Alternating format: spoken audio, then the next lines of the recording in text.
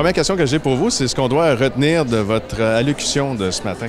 Bien, aujourd'hui, je parlais d'établir un lien de coéducation entre les familles immigrantes nouvellement arrivées au Québec et les intervenants en CPE. Et je dirais que la première chose à retenir, c'est que l'adaptation, c'est un processus bidirectionnel.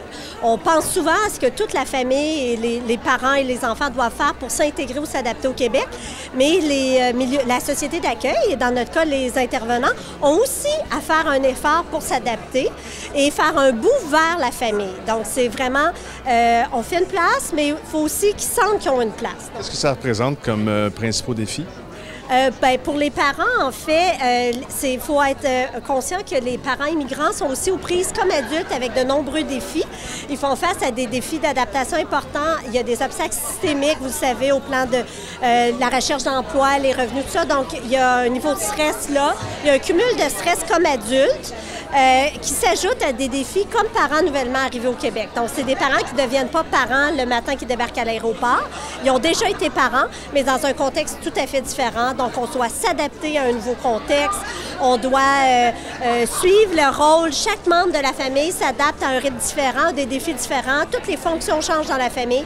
Donc, il y a un paquet de défis que cette famille-là vit en dehors de votre rapport avec le CPE. Mais vous avez un truc en commun, c'est un enfant. L'enfant qui est entre vous.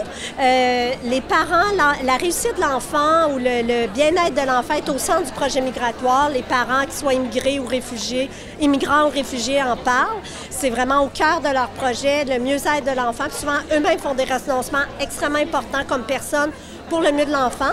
Vous souhaitez aussi le mieux-être de cet enfant-là. Donc, vous avez vraiment un très bon point de départ pour vous retrouver et vous rejoindre autour d'un but commun. Quel serait le meilleur conseil que vous auriez à donner pour que ça fonctionne, tout ça? Deux choses. Agissez en explorateur, une saine curiosité, une vraie curiosité, un vrai désir d'aller à la rencontre de la personne devant vous, au-delà, je dirais, des apparences de la culture qui vous sépare. Certainement, mais d'agir, donc une vraie curiosité sincère, mais pas agir en colonisateur que votre point de vue est meilleur, agir en explorateur, puis travailler ensemble à découvrir cette famille et lui donner un lieu d'accueil chez vous dans votre CPE. Et l'autre chose, c'est que plus on se connaît, moins la culture compte. Donc, rapprochez-vous, créez des vrais liens qui commencent par de l'informel.